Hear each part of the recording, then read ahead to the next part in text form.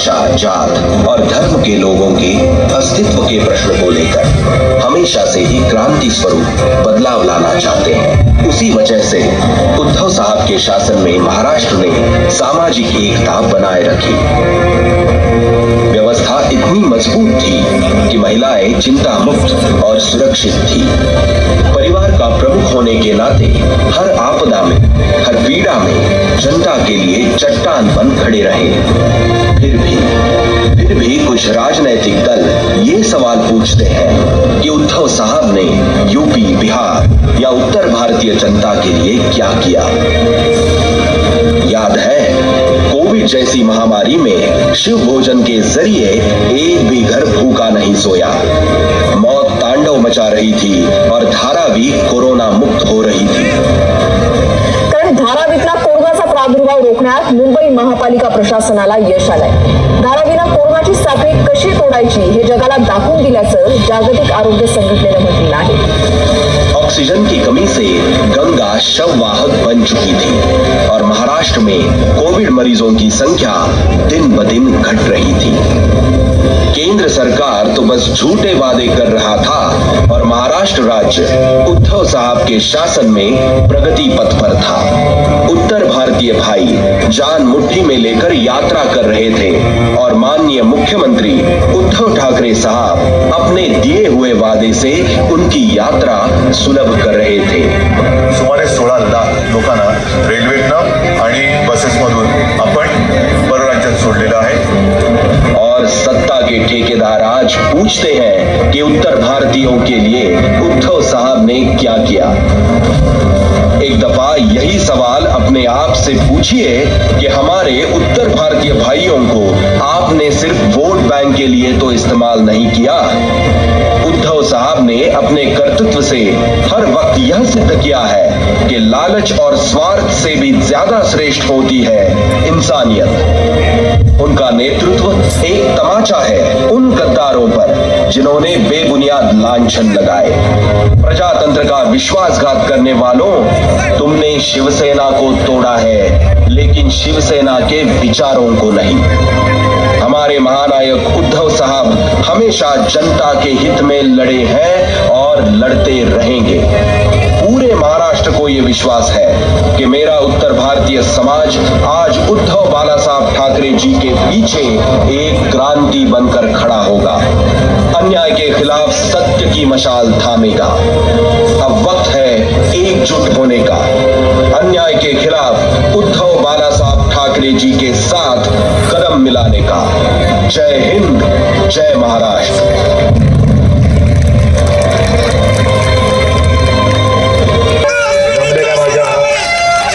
तमाम हिंदू बांधवांनो, भगिनींनो आणि मातांनो, जय श्री कृष्णा, जय यादव, जय राघव। अरे आप भगवान कृष्ण की पूजा करते हो ना, करते हो कि नहीं? तो जरा जोश दिखाओ, जरा जोश में बोलो जरा, जय यादव, जय यादव, जय श्री कृष्णा, जय शिवाजी, जय भवानी। हाँ, ऐसे कुछ चाहिए, नहीं तो भगवान कृष्ण कहेगा, सोचेंगे कि अरे किसके लिए मैं जाऊं। मैं सबसे पहले तो यादव सेवा संस्था को धन्यवाद देना चाहता हूं, क्योंकि आपने अपने धार्मिक समारोह में अपना मानकर मुझे आमंत्रित किया, इसलिए मैं आप सभी को धन्यवाद देता हूं। धन्यवाद मैंने इसलिए दिए क्योंकि आज के ज़माने में अपना मानना, और अपना मानना है तो किसे मानना, बहुत मुश्किल हुआ है। और ये तो राजनीति है। कल तक जो अपने घर में रहा, परिवार में रहा, अपना माना, अपना समझा, वही आज अपने दुश्मन बनकर सामने खड़ा हो गया है। और फिर यहीं पर आती है भगवान श्री कृष्ण जी की याद। महाभारत जो गीता समझाई थी भगवान कृष्ण ने अर्जुन को, सामने तो अपने ही थे लोग, तो अर्जुन ने कहा कि मेरे अपने लोग हैं, मेरे परिवार के लोग हैं, मेरे रिश्तेदार हैं, मैं कैसे उठाऊं धनुष्य बाण। कहे धनुष्य बाण भी उन्होंने चुरा लिया अपना। डर गए। लेकिन ये महाभारत में जो भगवान कृष्ण ने सीख दी है हमें कि सामने कोई भी हो, लेकिन धर्म के खिलाफ जो अपना हथियार उठाएगा उसका निर्दालन तो करना ही होगा, करना ही होगा। और सिर्फ हम पढ़ते आए हैं यदा यदा ही धर्मस्य, तो अब जब भी धर्म के खिलाफ अधर्म उठकर खड़ा हो जाएगा तो अपने आप में आपके बीच में भगवान कृष्ण को देख रहा हूं। महाभारत कब हुई पता नहीं, कुछ 1000 साल पहले की बात है, लेकिन भगवान कृष्ण से हमने क्या लेना चाहिए? आज के भगवान कृष्ण तो मैं आप सभी में देख रहा हूं। भारत की जनता, हिंदुस्तान की जनता ही भगवान कृष्ण का रूप में है। और डॉक्टर साहब क्षमा करिए, आपको थोड़ा सा रोकना पड़ा क्योंकि आप तुमचं मन उचंबळून आलं होतं। लेकिन मैं आपको वादा करता हूं, आपको वचन देता हूं, आज की सभा कोई राजनीतिक सभा नहीं है, लेकिन यहीं पर मतलब मैदान तो छोटा पड़ जाएगा। अभी तो छोटा मैदान है। मेरा भाईंदर में पब्लिक मीटिंग ले लो, मैं आता हूं, मैं जरूर आऊंगा। और जो भी बात आपने कही है कि उत्तर भारतीय और मराठी मानुस दूध और शक्कर के जैसे मिलजुल गया है, ये तो आप मानते हो ना? मानते हो कि नहीं मानते हो? तो अभी आपको ध्यान देना पड़ेगा कि दूध और शक्कर में नमक कौन छिड़क रहा है, कौन अपने आप को, हमें हमारी जो एकता है उसमें नमक कौन डाल रहा है। अभी तो जमाना है राम मंदिर का निर्माण होने जा रहा है, बड़ी गर्व की बात है, खुशी की बात है, आनंद की बात है। लेकिन जैसे अभी अपने 2-3 साल पहले कोरोना में क्या क्या हुआ और मैंने क्या किया, मैंने कुछ नहीं किया, बस भगवान कृष्ण और भगवान प्रभु राम, तुलजा माता, जगदम्बा, शिवाजी यांच्या आशीर्वादाने जो कुछ मुझे करना था मैंने मेरा कर्तव्य निभाया। और ये कोई दूर की बात नहीं है। लेकिन राम मंदिर का निर्माण जब होने जा रहा है तब मुझे वो भी दिन याद आ रहे हैं, 92-93। आपने कहा, आप सभी लोगों का बड़प्पन है कि मैंने आपको बचाया, लेकिन उस वक्त शिवसेना ने मुंबई में रहने वाले हिंदुओं को बचाया था।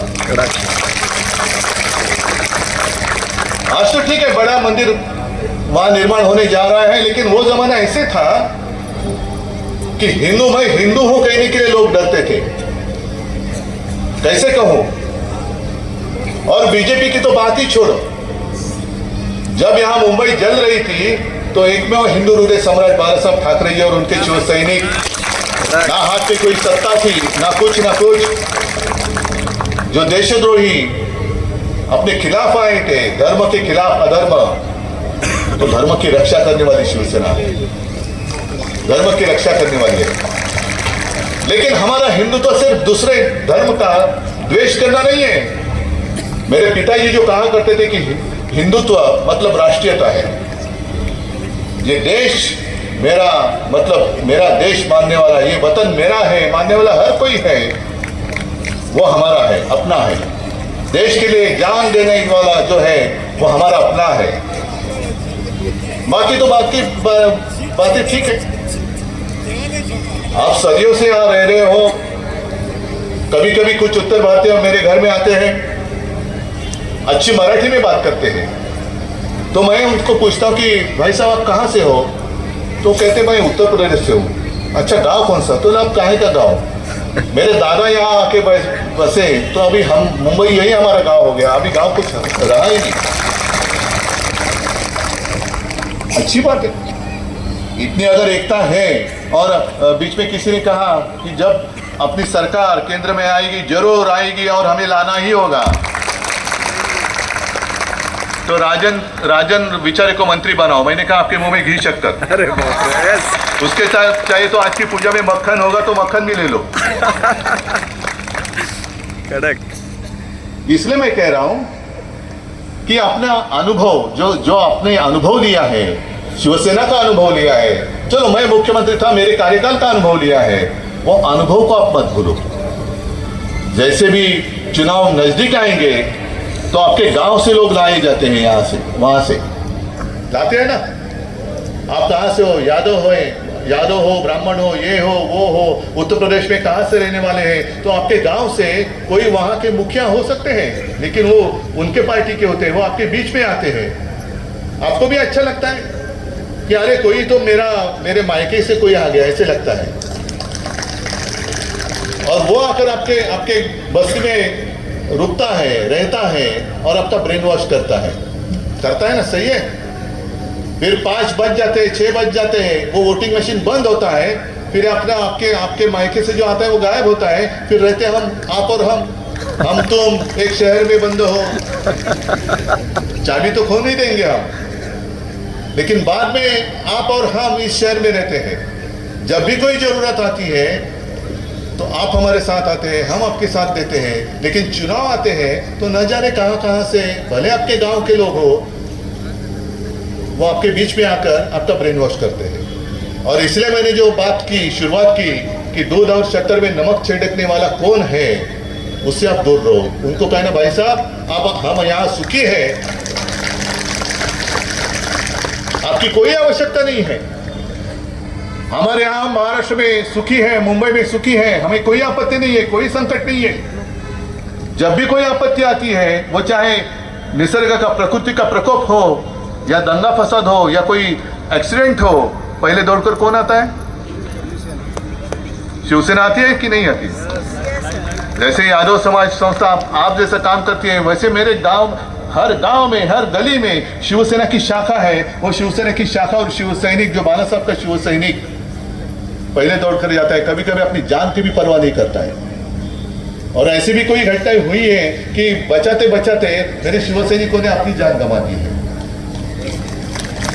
अपनी जान गंवा, लेकिन वो परवाह नहीं करते, अपने परिवार की परवाह नहीं करते।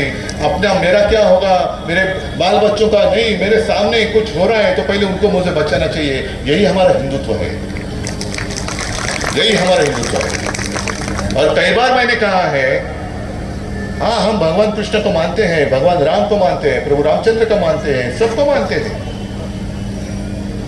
एक महीने पहले जहां चुनाव हुए, मध्य प्रदेश में हुए, राजस्थान, छत्तीसगढ़, ठीक है, जो भी परिणाम आए सबके सामने हैं। लेकिन खास कर मध्य प्रदेश में कहा गया, हमारे केंद्र के गृह मंत्री जी ने कहा कि अगर आप हमें वोट करेंगे तो हम आपको रामलला का जो दर्शन है वो फ्री में करवा देंगे। क्या रामलला आपकी प्रॉपर्टी है? रामलला आपकी प्रॉपर्टी है? अरे कितने साल हो गए, सालों से चलते आ रहा है, जय श्री कृष्ण, जय श्री राम। आप तो अभी अभी आए हो और आपको अभी ऐसे लगने लगा कि जय श्री राम या जय बजरंगबली की जय बोलेंगे तो सारे हिंदू हमारे साथ आ जाएंगे। और यही फर्क है उनके हिंदुत्व में, हमारे शिवसेना के हिंदुत्व में। हमारा हिंदुत्व कैसे है? हृदय में राम और हाथ को काम देने वाला हमारा हिंदुत्व है। मुफ्त रामलला का दर्शन करो। अगर मध्य प्रदेश में करना चाहते हो, अगर कर रहे हो, तो मेरे मराठी महाराष्ट्र में रहने वाले हिंदुओं का क्या, उन्होंने क्या कौन सा गुनाह किया है, कौन सा अपराध किया है? उनको फ्री में रामलला का दर्शन आप क्यों नहीं करते? सबको करो। पूरे रामलला तो पूरे विश्व का है, सारे हिंदुओं का है। तो आप ऐसे कैसे पूछ सकते हो? अरे आप कहां से आए हो? मध्य प्रदेश। वोट किसको दिया था? अच्छा हमें दिया था, चलो जाओ इसको छोड़ो, फ्री में छोड़ो। आप कहां से आए थे? मध्य प्रदेश से। वोट किसको दिया था? कांग्रेस को। चलो इससे पैसा ले लो। ये हिंदू तो आप मानते हो? ऐसा हिंदू तो आपको चाहिए। और इसलिए मैं कहता हूं, आप सारे लोग मुंबई में आए, क्यों आए? काम के लिए आए ना। कष्ट करते हो कि नहीं करते हो? बराबर है। लेकिन अब कहां करेंगे काम? क्योंकि 8-10 दिन पहले हमारे प्रधानमंत्री जी गुजरात गए थे। मुंबई से सारे उद्योग गुजरात लेके जा रहे हैं, महाराष्ट्र से सारे उद्योग गुजरात लेके जा रहे हैं, महाराष्ट्र के बाहर सब लेके जा रहे हैं। तो क्या वापस आप यहां से उठकर वहां चले जाओगे? और यहां भी जो आपके साथ, हमारे साथ जो गुजराती लोग रहते हैं, वो भी क्या करेंगे? जाएंगे वापस सूरत। गुजरात मजबूत होगा तो देश मजबूत होगा। क्यों महाराष्ट्र मजबूत होगा तो देश नहीं मजबूत होगा, उत्तर प्रदेश मजबूत होगा तो देश नहीं मजबूत होगा। अपने देश में और कोई राज्य नहीं है, सिर्फ अकेला गुजरात मजबूत हो जाएगा और देश मजबूत हो जाएगा। हमें कोई आपत्ति नहीं है, दुख नहीं है, खेद नहीं है। गुजरात मजबूत कर रहे हो करो, लेकिन हमारा छीन कर मत करो। यहां सारे लोग सुख से रह रहे हैं, तो आपके पेट में दर्द क्यों हो रहा है? और ये सारी बातें मैं जब भी पब्लिक मीटिंग आप करेंगे तो विस्तार से जरूर कहूंगा। आज तो मैं इतना ही कहता हूं, श्री कृष्ण जी को प्रार्थना करता हूं कि हे भगवान, उस वक्त जो भगवत गीता आपने अर्जुन को समझाई थी, वही भगवत गीता हमारे सारे हिंदू भाई और बहनों को समझाओ। जो हिंदुत्व का आधार लेकर हिंदुओं के खिलाफ एक तानाशाही लाने की कोशिश कर रहे हैं, तानाशाही को खत्म करने के लिए हे भगवान, आपका जो तेज है, आपका जो अंश है, मेरे सब माता बहनें और मेरे भाइयों के बीच में डालो। और जब चुनाव आएगा तो जैसे प्रधानमंत्री जी कहते हैं, वैसे मैं आपको कहता हूं, जय श्री कृष्ण कहो, जय श्री राम कहो और तानाशाही को खत्म करो। जय हिंद, जय महाराष्ट्र।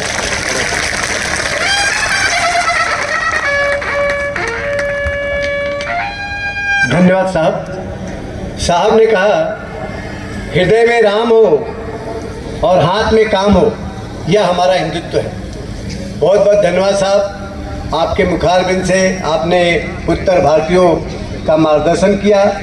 और आपने एक बात और कही कि चुनाव में कुकुरमुत्ते और मेढक आवाज़ करने लगते, उगाते, तो उनसे हम सभी उत्तर भारतीयों को सावधान रहना है। यह आज का उनका एक संदेश है। बहुत बहुत धन्यवाद साहब। हमारे बीच से